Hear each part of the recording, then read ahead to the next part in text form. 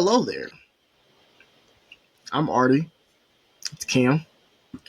And we're here to, you know, pod. Because we haven't podded in a while. Now I'm playing. What's going on, you guys? We're back for another episode of the podcast. 100 yards in context. Y'all already know what it is, how it goes, what it is, what it does. Man, Cam, it is like full on, like everybody is pumping their chests.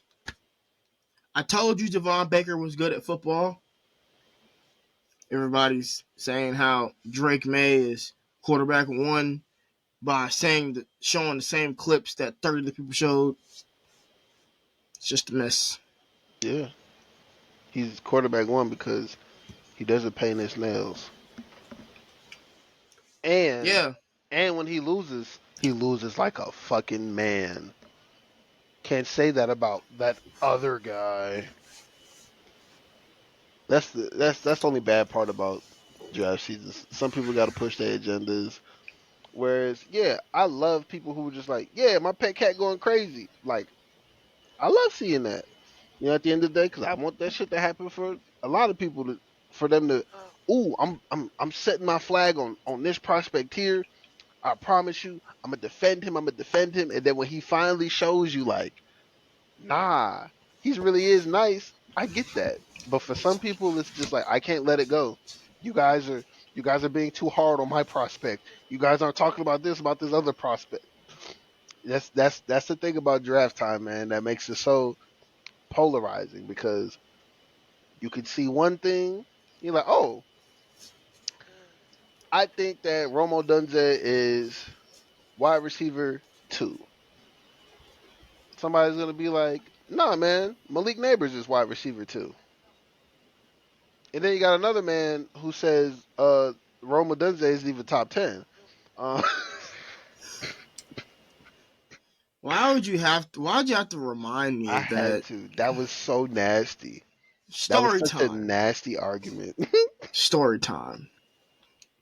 Last Sunday, I, one of the account runners for Film and Star Twitter, got into just a pointless discussion with some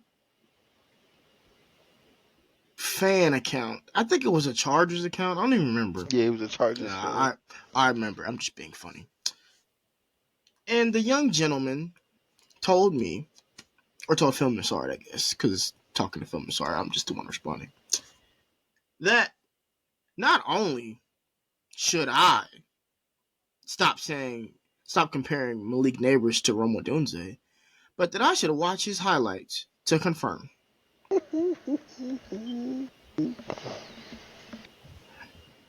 Highlights? It's 2024. Like we didn't watch that man in the summer, by the way. Like, oh my god. I already gonna tell you when he told me, he said, "Hey, watch some of these guys. Who have you watched receiver wise?" Because I was supposed to be his assistant, and then he didn't like my work, so he kind of like lightweight fired me. I'm kidding. I'm kidding. I'm kidding. But If fire means promotion, then sure. I'm kidding. I'm kidding. But as soon as I was watching him, because I watched him, I'm trying to remember. I think I watched Singer first. I watched Dorian Singer, and Mm-hmm. unfortunately, he didn't have a productive year. Crowded wide receiver room. Hopefully, he lands on his feet. I want all these young men who better themselves to land on their feet. By the way, I got the Roma Right. Dunze, and I was like, oh, he's cold. I really like him. He is who I'm setting my flag on as wide receiver 2 because Marvin Harrison Jr. exists. But yeah, it's that season. It's in full swing, man. It's in full swing. Shit, somebody gave Jaden Daniels a day 3, round 3 evaluation. Whether you feel that way or not, at the end of the day, we all know that with QBs, you gotta add 2 rounds. You gotta add 2 rounds, man. You gotta add 2 rounds to that. Oh, I view him as a 4th rounder. He's going in the second. That's just the game, bro. The game is the game. The game is the game. Our segue for one of our first topics is some of the guys we believe are overhyped or maybe we don't see it yet. You know what I mean? Um,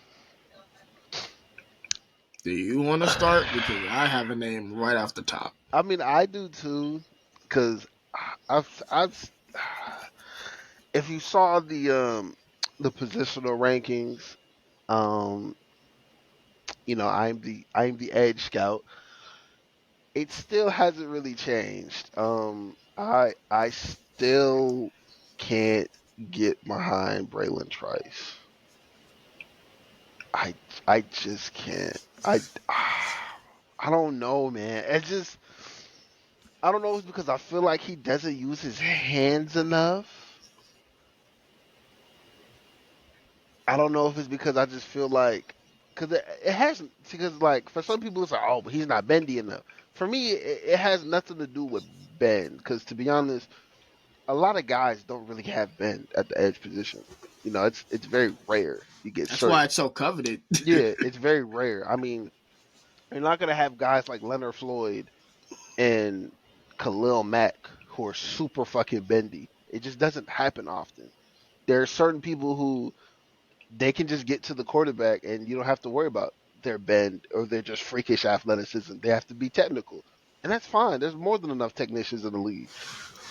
But I just don't see the technician I just don't see it from the technician standpoint of Trice. I just I kept seeing him get moved and I didn't like that because he is one of the bigger edges. I mean, I believe Washington had him weighed at 275. He's almost 280. Like yeah, it was. Let me confirm that real I quick. think so. It was either like either that or it was really close to 270. I could be wrong though. Like he was 274. yeah he was surprisingly big. So I'm just like all right, and like for some people that's 5 tech size. So I'm just like all right, well Mm-hmm. if you that big, I know it sounds silly, but if you're that big, I'm gonna hope that you're at least okay, a little decent in the run game, but I just didn't like how he was getting moved off the ball. I don't know if he was too high. There was times I see him rush. He clearly doesn't have a rush plan.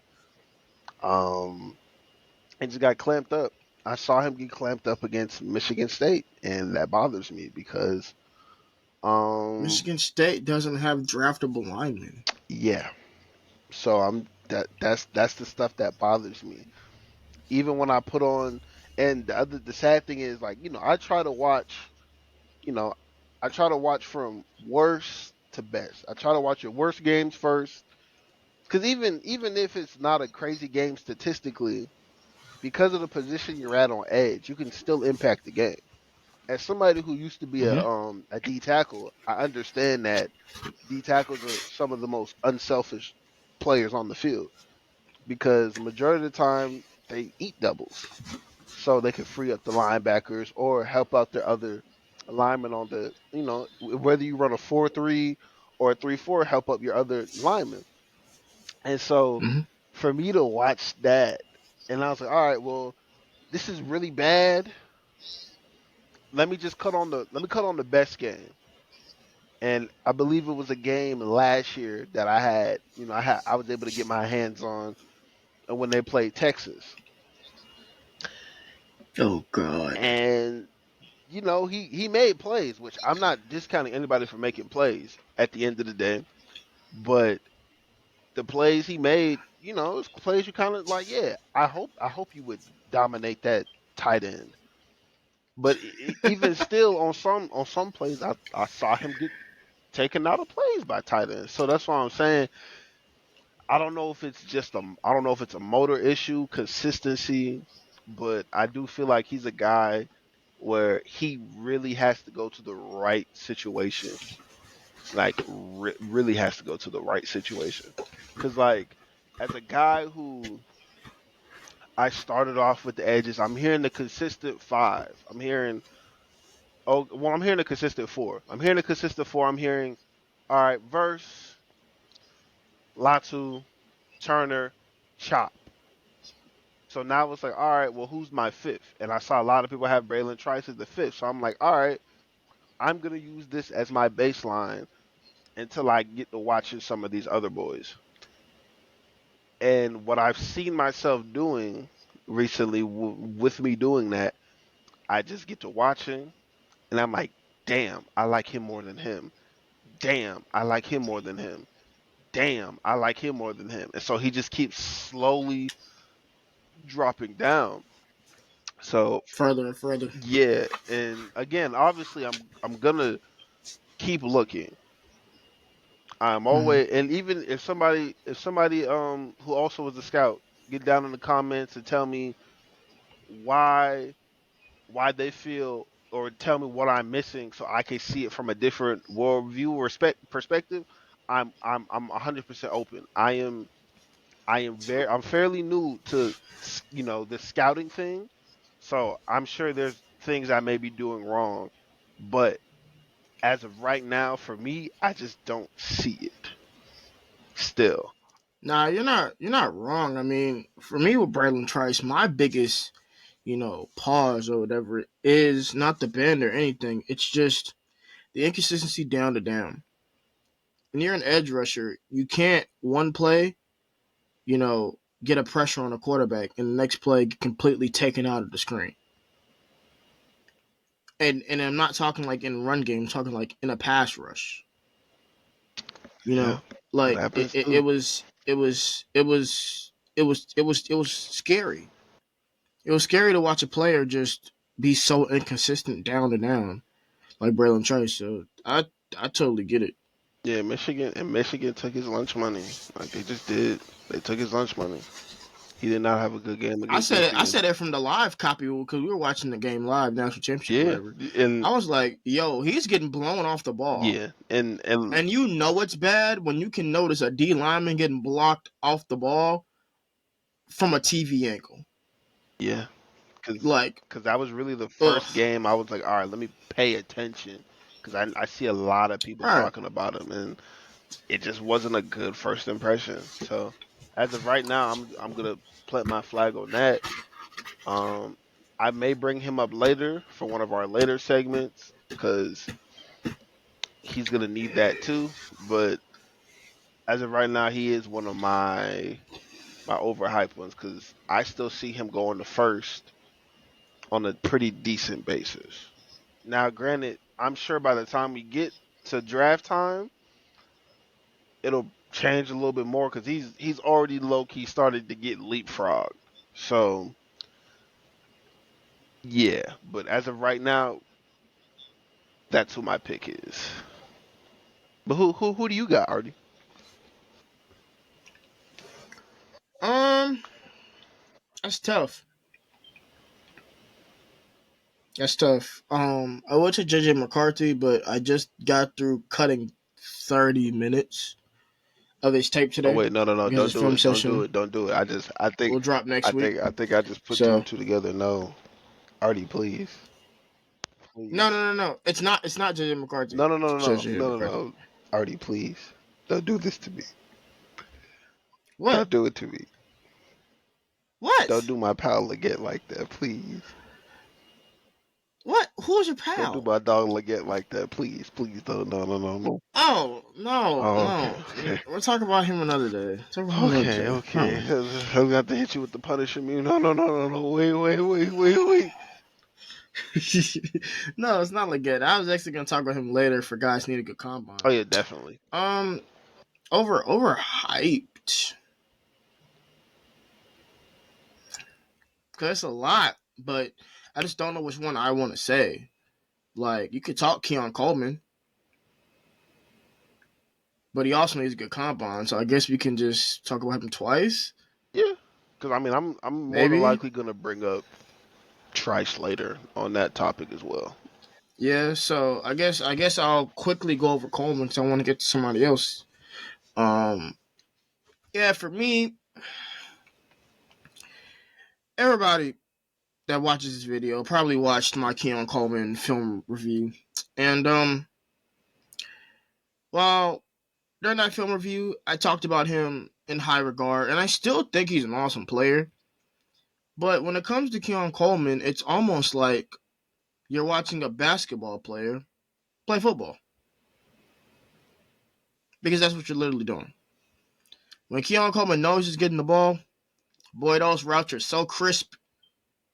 That boy's trying to separate after he catches the ball. He's trying to get busy after the catch.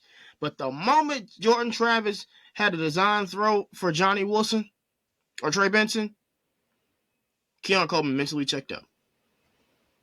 You could tell by the way he ran his routes. You know, he also, for someone 6'4", you know, had his struggles in contested catches. He had some outstanding contested catches. You know, the highlight reel for the contested catches he made is outstanding. But when you look at all the opportunities, it's like, bro, like, you let that corner stop you? So, yeah, Keon Coleman, definitely a little bit overhyped. Um, hmm. Yeah, I think I have to do this, even though I don't like it. I think I have to. It's it's Joe Alt, man. Oh, It's Joe Alt. Everyone is talking about him like he is a top 3 lock, and he's not, by the way. But beyond that, like, I also, everyone who watched this video probably saw Joe Alt, and some people who won't watch the video probably saw Joe Alt as well. Because we know y'all watch our videos and don't subscribe, so make sure y'all do that.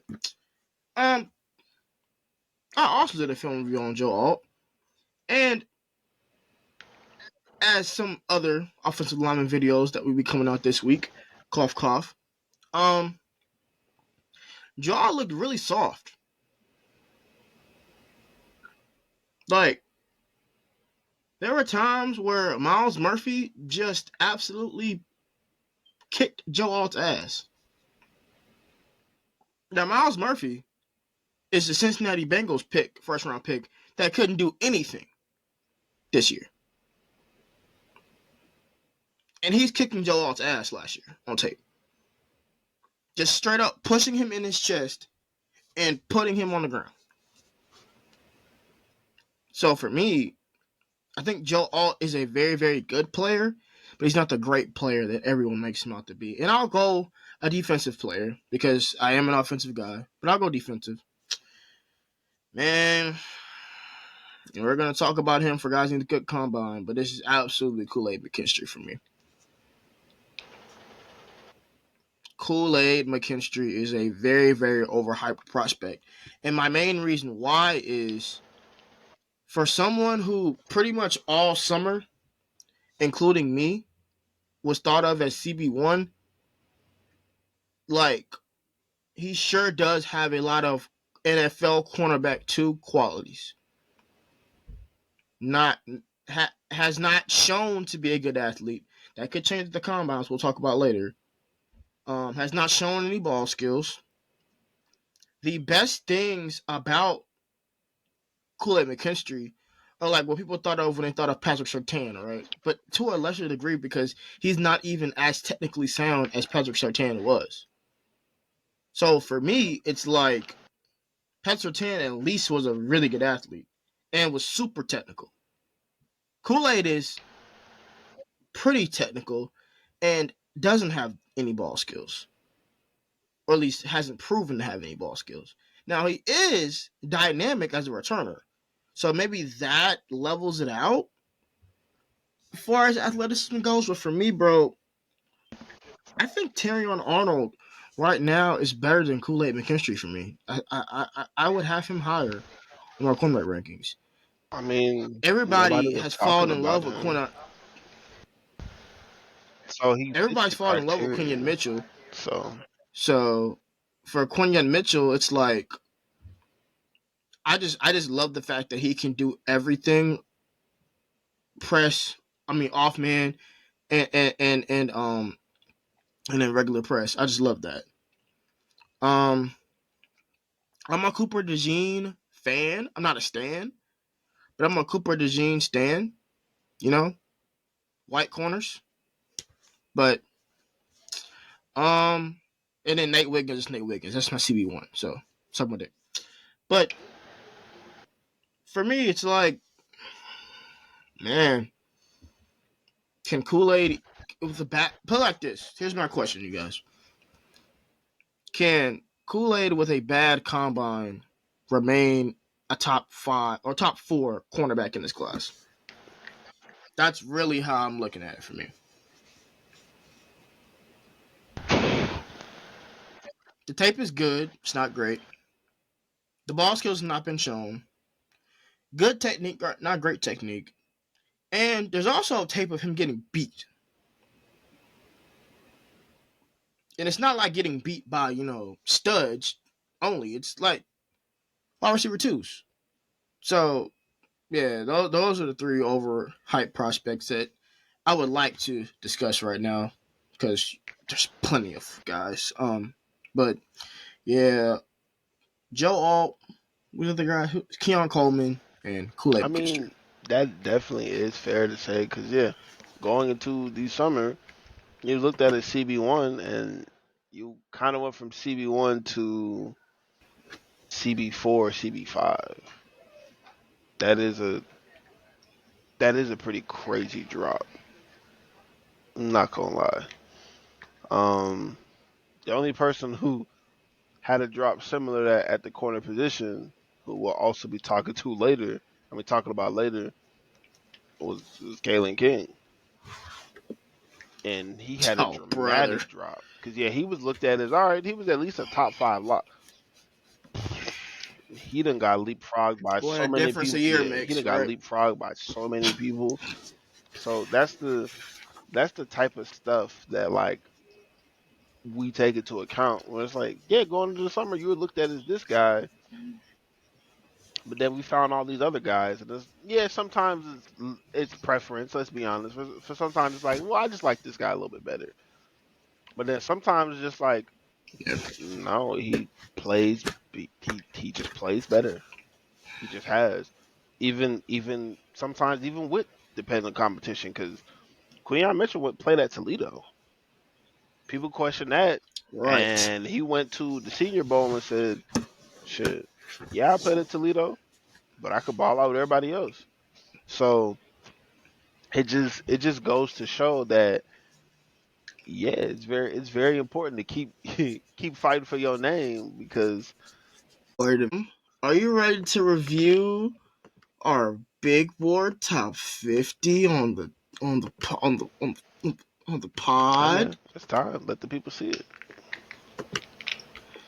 You gotta give the people what they don't want. I mean, yeah, time is here. We've dropped the top 50 big board for y'all. Um, big shout out to Artie, Hayden, Burner, Dalen, and technically me, because we all worked very hard. We were very meticulous with putting this list together for y'all. So, um, Took yeah, 20 years, take but take forever, but we got it done for y'all. So I'm gonna take care of the top 25, and Artie's gonna read, 25 through 50. So at our number one player is Caleb Williams, quarterback of USC. Uh, number two is Marvin Harrison Jr., wide receiver for Ohio State.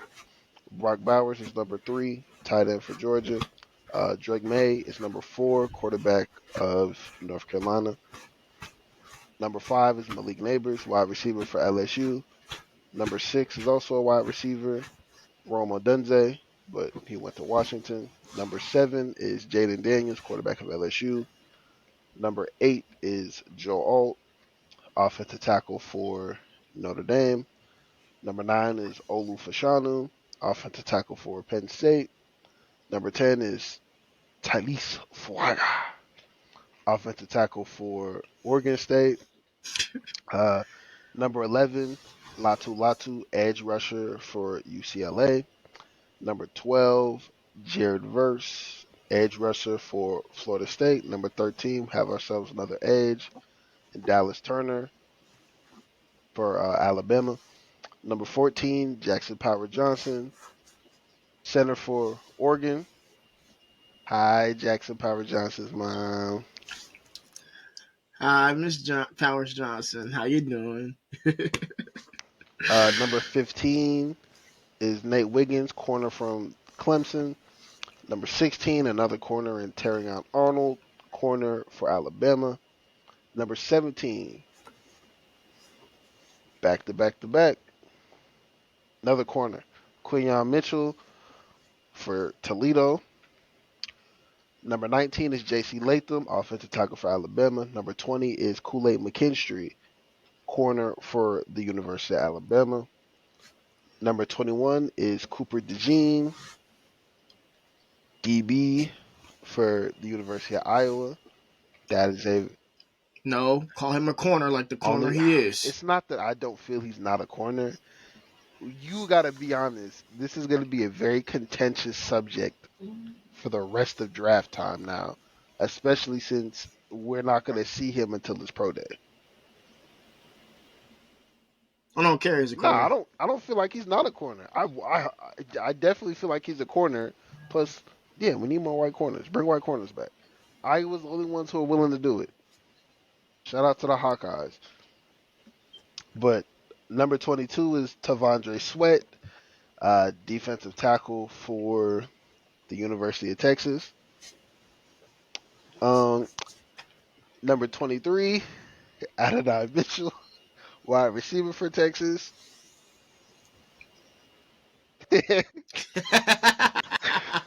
Hey man, hey The man, but partner's gonna shoot you. he not here to defend himself. He not here to defend himself. Uh, I didn't see oh, I it. I did it didn't for see both. it. Uh, I Number bet you did. 24, Brian Thomas Jr., wide receiver for LSU, and number 25, Cameron Kitchens, safety for the University of Miami. The U, baby. As Broshmo, one of my favorite draft content creators, says. All right, 26, we got Jerjon Newton, interior defensive lineman from Illinois. Number 27, Byron Murphy II, interior defensive lineman from Texas. Number 28, Graham Barton, interior offensive lineman from Duke. Number 29, Bo Nix, quarterback, Oregon. Number 30, Troy Franklin, wide receiver, Oregon. Number 31, Michael Penix Jr., quarterback, Washington. Number 32, Troy Fatuna, interior offensive His family's lineman, gonna beat you for that. Washington. Keon Coleman, wide receiver, Florida State. 34, Amarius Mims, offensive tackle, Georgia.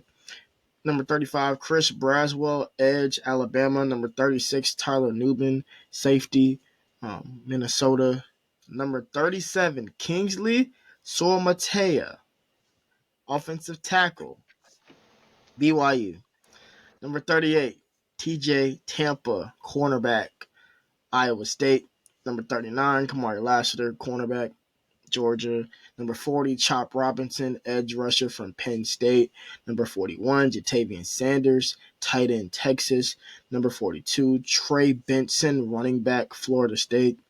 Number 43, Ennis Rakestraw Jr., cornerback, Missouri. Number 44, Roman Wilson, wide receiver, Michigan. Number 45, Peyton Wilson, linebacker, NC State. Number 46, Zach Zinter, interior offensive lineman, Michigan. Number 47, Xavier Worthy, wide receiver, Texas. Number 48, Jeremiah Trotter Jr., linebacker, Clemson. Number 49, Cedric Gray, linebacker, Missouri. Number 50, Darius Robinson, edge, Missouri. Nah, you said Cedric Gray went to Missouri. I'm on you. I said Missouri for Cedric Gray. Oh, Cedric Gray is from a linebacker from North All Carolina, you right, guys. so Sorry. obviously, let's go ahead and address some things. For one, this is a 1.0. We are more than likely going to do another one. So we know, We're gonna do at so we least know three. for a fact one of the things that probably you guys are going to question first is probably why we have Michael Penix at 31. And number two is probably why we have Tavondre Sweat over Adonai Mitchell, Brian Thomas Jr.,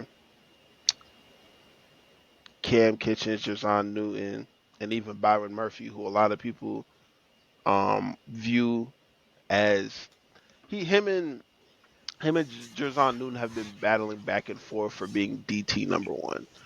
So yes, we see where y'all are coming from. I mean, because we're expecting it in the comments. Well, yes, why do we have Sweat so high? So we have Sweat this high because our interior Scott Hayden, he really loves Sweat. He really loves him, and we have faith in him. We're gonna go ahead and let him rock out. Now, yes, we do know that he is a two down um, defensive tackle. He's gonna have questions about his stamina, and he's gonna have questions about his weight. But our scout believes that those aren't an issue. Once he gets into the right situation, he'll be a game wrecker, and he really likes him. Now, positional value wise, it's a little iffy because he's above some other guys. But like I said, we will we will absolutely address that in the future. Two, like I said, a lot of y'all probably aren't going to be feeling Michael Penix Jr.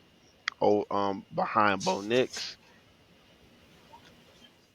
I can gladly And yeah, explain well, I was myself. just about to say, I'm gonna let our quarterback scout take that away. So for me, why I have Michael Penix Jr. behind Bo Nix right now is, man, on third down, out of the quarterbacks in our top 50, Michael Penix was the worst efficiency wise. You know, I know the deep ball is great. I know what he did against Texas in the semifinal game. But at the end of the day, Michael Penix is just a quarterback who, arm talent aside, you know, he's a quarterback that really, really struggles when he faces pressure and he struggles on third down. And those are the situations in the NFL that you're going to see the most as a young quarterback. So for me, it's like, I think Bo Nix is more of a guy who needs to be in a certain system to succeed. But at this point in time, a system guy is more potent, more, especially in Nick's case, because Nick's is also athletic. I think a lot of Penix's athleticism kind of went away with those two ACL surgeries. So for me, it's a simple thing of who's better on third down, who's better against pressure, who's the better athlete, and Bo Nix clears Penix in all those categories, despite the limited arm strength and ability to throw downfield. Also, Bo Nix is very good at throwing on the run. I've noticed that watching his tape this week, getting ready for Troy Franklin's film eval that drops next week. He's very good at throwing on the run and extending plays, so that's another plus for him. So, hey, for all you Michael Penix truthers out there, I understand your frustration, but at the same time, Michael Penix, I see him the way I see him, and there's really nothing that he can do the rest of this draft process to change it. And then I guess the third thing that will probably be brought up a lot is um yeah, our draft, I mean our big board is very much positional heavy, positional value heavy. So um yeah, once we move from obviously the top three, because I mean it's pretty clear cut in stone. No matter how you feel about Caleb Williams, he absolutely can be classified as a generational prospect. I'm sorry. But as you can see, we have. I mean, it's a couple times we have three tackles, three edges, three corners. We value certain positions high. Now, granted, whether y'all maybe feel a little bit too high, again, like I said, this is our 1.0. This is our first big board. We're gonna be working to make sure it's a little bit more cohesive. But even still, I feel like we did a decent job for our first go around. But we're just trying to illustrate how certain people have these values. Hence why, like, even towards the end, you see us doing off-ball linebackers because you're more than likely not going to see, at least not in this draft, you're more than likely not going to see an off-ball linebacker get taken maybe until the 40s, unless a team really likes somebody. And then even if the team really likes somebody, all right, let's say he gets taken in the 35th or 32nd. That's still not that far from the 40s, and it's really not much of a reach. The only big difference that teams look at, Yeah. I mean, it's not really a big difference that teams look at for that. The only difference that really matters for the people that it happens to is who gets drafted. Unfortunately, uh, that's the one that matters more. But for teams, if they got you with a range of, all right, well, we feel he can go in the 40s, but well, our guy got taken. We really don't feel like trading back. Fuck it, we'll take him and we'll live with it. So that's the way we view this big board 1.0. Yeah, for sure. For me, I looked at it like it was our first big board, and doing a big board between 5 scouts is not Yeah, easy. It's not. Everybody has their guys. Everybody wants their guys in the top 50. Everybody wants their positions to, really stack up. Just off the top, one, two, three,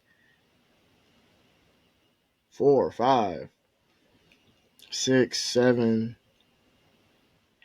8, 9 wide receivers in the top 50. the future. In the top 100, I expect that number to be close to 15. So, you know, that's that's just, the value of the class.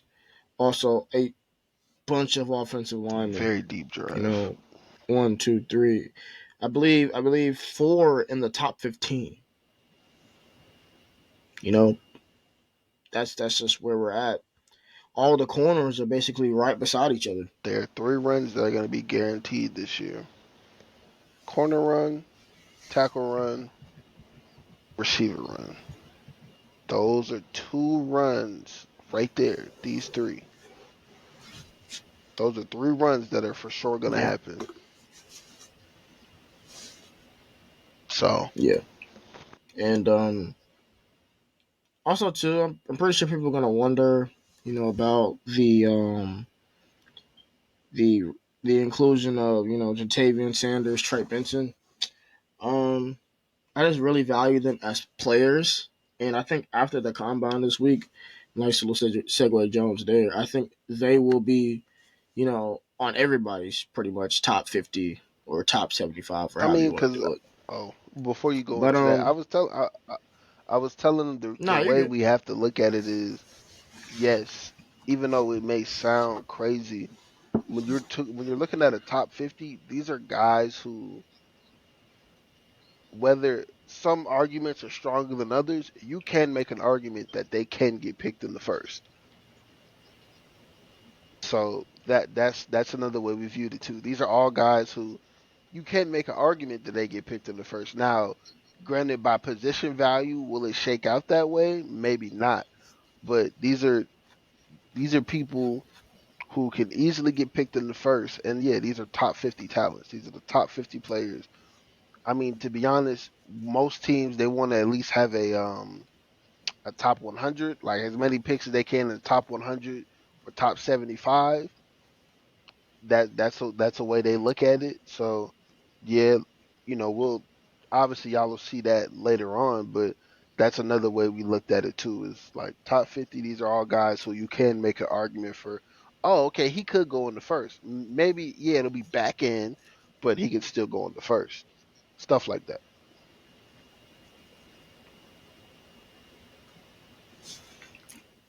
For sure.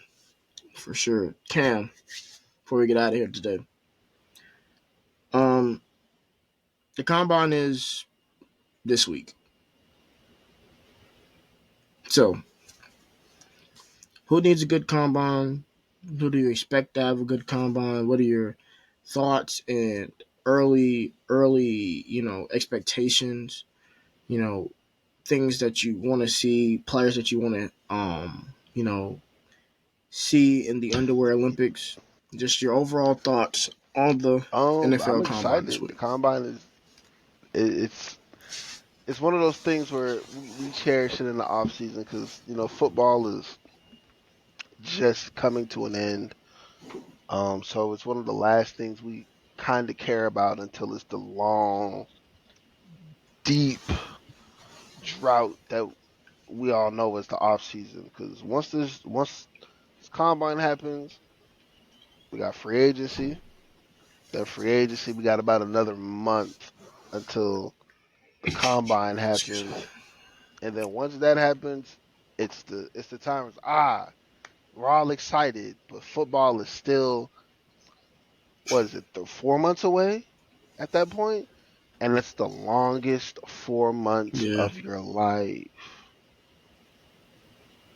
It just is. But going to combine, I mean, I want to do it like I'm gonna try to do it position wise.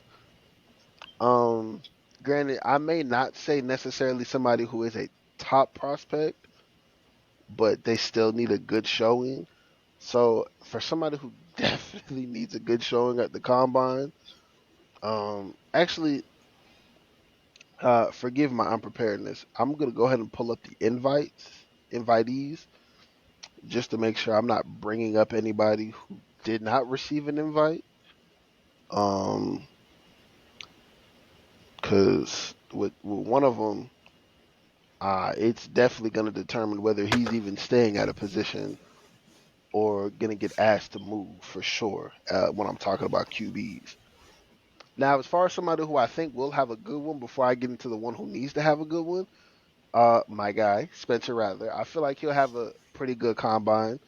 He'll get to show off his touch on passes if he is passing, because this information is still coming out kind of about whether who's gonna throw and who's not. But I think he's gonna put up a good show, showing his touch, and I think he'll have a decent. He'll have some decent athletic scores. Like he'll probably run maybe a 4.8, 4.7. Mobile enough. Now, if he runs anything faster, that's gonna help. It's gonna help Mm-hmm. him out a lot. But I think you know he. I think will be able to show scouts like, yeah, he had that unfortunate situation where he lost his job to a freshman.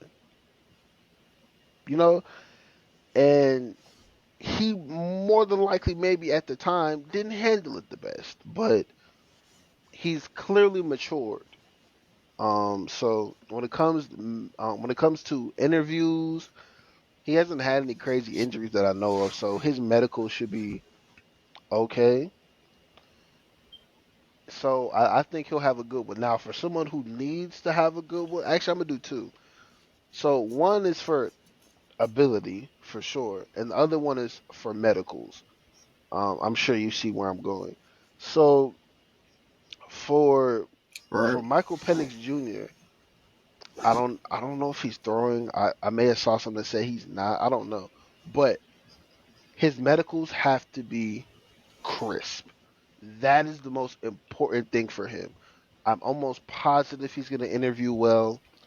I'm sure if he does throw, he's going to show people why some people had him viewed as a top 3 quarterback. Like, he's going to show people why people like him so much, coveted wise. But the big thing for him is definitely his medicals. His medicals have to not be checkered too bad. Like we know he's had bad injuries, but if they find something in there that's gonna ding him, he's gonna fall. Even though he may not fall far, he is still gonna fall, even for how talented he is at the quarterback position. Now, ability wise, I'm looking at you, Mr. Joe Milton. You have to have a good combine. Have to. Cause if you have a showing like what you showed at that Senior Bowl, they're gonna ask you if you're willing to switch over to tight end. I'm not even trying to be funny. They're going to ask you. They're gonna ask you if you're willing and open to switch your position. Cause that was not a good Oh showing you put out. no. And I'm not saying it to be malicious. I have no issues with Joe Milton, but I think a lot of teams are gonna try to do that to you because they feel like, well, if your mechanics are too fucked, we're just not gonna deal with it. We're gonna use your athleticism. So for them to even not even, well, they're still gonna question it, but for you to even be able to stay as a quarterback, you have to show people you have to show people your poise and touch with the ball. Because right now, a lot of people are basically like, damn, he's basically going to be a tight end. So this is very important for you. Uh, I only have a couple. I'm Okay, not okay. doing all the I'll let positions. I you. only I'll have a let you go couple. ahead. Then I'll come back Um, into. yeah, yeah. So for me, as I previously mentioned, Keon Coleman needs a Yep. outstanding combine. His draft stock really started up here, with the tape he put out in the beginning of the season, and as the season went along, it just started to level out, and now, in my opinion, it's really at a low. So for Keon Coleman, he really needs a good combine to remind everyone the athlete that he is, and also confirm like, yo, do you have good change of direction? Like, what's that three cone looking like? You know. Um, Also, you want to see you running crisp routes on air. Crisp routes on air. Crisp routes on air. So really want to see that. Also, as previously mentioned, Kool Aid McKinstry. Bro, just please, like, just run a 4.4. Like, jump 38 inches. Have a nice broad jump. Have a good three cone, which I'm sure he'll have. Probably have. He has good change of direction. And bro, when it comes to like those DB drills where they throw you the ball, catch everything, and we're good. I swear, Kool Aid. If you do all that, we're good because that's all I need, literally. And one more player, believe it or not, it's actually Oh JJ yeah, he's up McCarthy. there too. I think a good combine from JJ McCarthy really solidifies like him as a first round pick. Now, I'm never gonna sit here and say that JJ McCarthy is a first round great player, but I think if he has a good combine, I think he will solidify himself a first round Quarterback tech. pick. If he already hasn't, my ear, but you know, he's pretty much already guaranteed to go in the first round because of quarterback tax anyway. But at the same time, it's like a good combine. Yeah, that's all everybody's gonna be talking about is JJ McCarthy. So those are my three guys that need to have a really, really I'm good not gonna. NFL I'm not combine. gonna be super in depth with all of them. Some of them I will, but majority of them I won't. Running backs, Blake Corum, you definitely need to have a good combine showing. Yours medical as well. Just to put people at bay. Because again, like I was saying before, you're a running back. You have a lot of mileage. They want to make sure you're good before they invest in you. Now, for someone who I'm excited to see at that running back position, I'm not gonna lie, it's definitely Braylon Allen. I want to see what he runs. I want to see how much he benches because he's fucking massive. He's huge. Like He's gonna he's put on the show, bro. definitely like if I wanted to predict somebody's stock who's gonna rise a lot, oh, it'll definitely be him. Uh, Wide receivers, I'm gonna go and be like, hey man, it's kind of a tie for me between two. Xavier Leggett, you gotta put on the show, brother. You gotta put on the show. You gotta put on the show, man. You gotta come out there run. Maybe he can beat pressure on air. Look, he's gonna work on that when he gets drafted, but you gotta run a 4.4. You gotta test crazily athletically. They're gonna measure you again. Hopefully he catches the Hey ball. man, your pet cat isn't he's a you know what? I'm gonna spare you. Who's my pet You know cat? who your pet cat is, so I'm about to bring him up after I talk about Xavier Leggett because it's a tie. Anywho, so Xavier Leggett, you definitely gotta have a good showing, uh, especially when they measure you. Because holy lies, man, they say you were 6'3", then they measure you at 6 feet. Now, granted, it was like one of those 6 feet 7/8, so I normally give them you're 6'1", but we'll see. That's crazy. Tez Walker, yeah, they Senior Bowl normally don't, metrics but never lie like though. yeah, So we'll see. Now, mm-hmm. Tez Walker, you also have to have a good one. Even though I feel like Taz mm, Walker's not my pet now, cat. Come on, man. now, obviously, scouts are enamored with you as they should be. I mean, freaky athlete. You win 50-50 balls. Like nice, very nice. You burn people Yeah, like you just run by people effortlessly. yeah. They just want to make sure you got hands, bro, and you can shut up all that in the underwear Olympics, man. I know it's not gonna disappear, but shit, just catch all the easy ones, man. Just catch them all. And then for one, I'm excited for receiver wise, definitely Malachi Corley because a lot of people like you. So I want to show me. I really want to see what's going on. All right, tight ends. Eh, I'll be quick. I guess if I had to guess who needs a really good one, I guess Jaheim Bell. I don't really think a lot of people.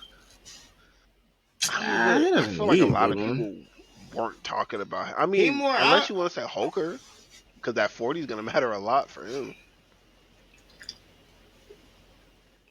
It is, but I think Jaheim Bell, what he needs is he just needed more production in college. Like, yeah, you can't control the fact that South Carolina tried to turn you into a running Yeah, they back at looked one at him point. as an H back. But I just wish he just got more true snaps at tight end Yeah, it's kind of like than he it's did. weird. They kind of like just all viewed him as like a gadget player, and it's like 6'2", 6'3" tight ends have success in the league. Not like they can't. So, but hey, I say him just for you know I just want to see him test good. As far as who I'm excited, I doubt. You think Bowers is gonna run? I don't think he's gonna run. Um, I Brock is competitive. He did not play in the bowl game, but I think Brock. I might try Yeah, to if he's healthy participate enough, if I he's healthy. definitely want to see Brock Bowers. Offensive lineman. Not gonna lie, that is a wide category. I'm just gonna leave that alone. That's a lot because there's a lot to choose from. There's a lot, especially on that tackle side. Good fucking lord. As far as somebody who I'm excited to see though, because I mean, O lineman is kind of hard to be like, that combine is gonna, like, it doesn't really happen that often. You gotta put that work in on film. As far as somebody who I'm excited to see, who I think is gonna test really good. I mean, to be honest, I want to see how Joe Alt tests athletically. He's really fucking big. So I want to see how he tests. I want to see how he tests. I ain't gonna lie to you. I want to see how he tests. Um, let's do D tackle. D tackle. I don't really have any issues with a lot of D tackles here, but I am excited to see. I like Braden Fisk a lot. I want to see how Braden Fisk tests because yeah, I like Oh him a yeah. lot. Um, so I'm excited to see him. Oh god. All right. So back to my position. We're gonna talk about the edges. Um, someone who needs a great combine is absolutely Braylon Trice. For all the things I referenced earlier, and not gonna lie, you gotta show people. Wait, hold on. Am I tripping? Oh, I'll be forgetting. They combined defensive linemen, the edges in the defensive lineman category. I was about to say, I was like, there's no way he didn't get an invite. So, uh, yeah, you definitely have to test well. Test really well, because if you come out there at your weight, which I'm sure you're probably gonna lose some. If you come out there at your weight and you run like a 4.7 or 4.8, pal, you're cooked. I'm gonna be honest with you. There, don't don't let Dorless or Darius Robinson come out there and test well, cause yeah, lunch money gone. Like Bracewell too. So lunch money gone. You have to have a good one. You got to put up all the bench press reps. You got to show I that 3 cone is definitely going to be important for you. Um, it's a lot, man. Just test well, man. Make me look stupid. I like being wrong. Make me look dumb, please. Um, but yeah, you definitely you definitely gonna need a good one. Now, as far as who I'm excited to see, oh, it's definitely Chop. I want to see how you test. Definitely want to see how Chop Robinson tests. Like, come on now, are you serious? Is it crazy that I'm just gonna assume he's gonna run like 4.4? I think he's gonna run He's four gonna run four three. three. Think Chop Robinson's gonna run 4.3. Yeah. you think he's I gonna think he's put gonna up run a Micah 4.38. 40? I ain't gonna lie, he Yeah. does that. Shit gonna get real spooky, man. Oh yeah, my bad. Going back. I just know he's a great athlete. So I expect him to run a 4.38. I mean, I've seen him on tape, like in 2 seconds, get to the quarterback. So That yeah, is terrifying. Oh yeah, going back to D tackle. yeah, There's another guy who I want to I see, think he's Chris running Jenkins. 4.38. I want to see how he tests too. I saw that play of him hawking down that running back and blew my mind. I want to see how he tests. I think it was a running back. He was coming backside and had a mean pursuit angle and caught somebody, and I was like, "Why are you moving that fast? You're gigantic." Um, yeah, yeah, that's that for edge. Off ball linebackers. I'm excited to see how both Edgar and Cooper and Peyton Wilson test, especially. Well, Yeah, he's medical is also also very Wilson is kind important of for a Peyton two-hander. Wilson. Like I want to see him go in there and put on the show, but as far as importance for him, it's medicals mainly. I'm sure he'll interview well. People are gonna like his film. He has great film.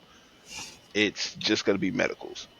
And obviously you play a position where yeah, you get a lot of nicks and bruises, so you just don't want to see that. Hopefully everything checks out because he's a really talented guy.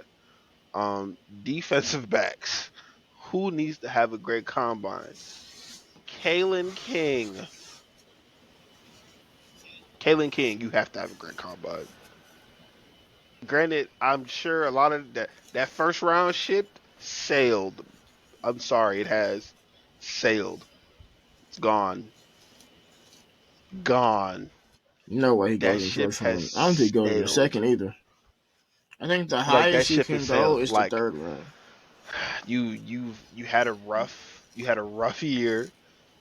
You didn't do too hot in the Senior Bowl. Like you had a rough time. So you have to test well. You have to test well for them to kind of just, hey man, we know you had a down year, but uh, um, had he actually did it, I would have said Cooper DeJean for who I'm excited, but I understand, man. He's hurt.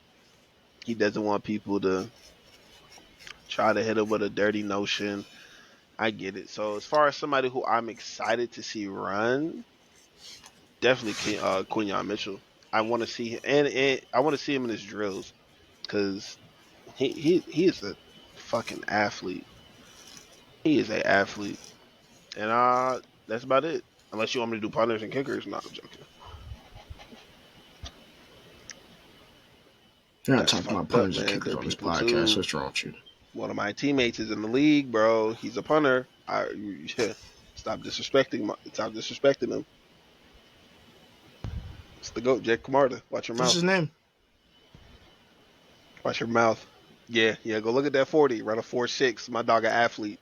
Watch your fucking mouth, pal. Yeah. Yeah. That's gonna wrap it Yeah. for this Hater. episode of this. I was gonna say the Sunday Spiral. Oh my god, it's been that long since we recorded. It's gonna wrap it for this episode of 100 yards in context. Please, please, please, please, give it a like. Give it a comment if you enjoy this content. You know, all haters are welcome. All supporters are welcome. Everybody's welcome. And yeah, I'm having issues editing the audio format, so I'm not currently on audio format. So yeah, goodbye.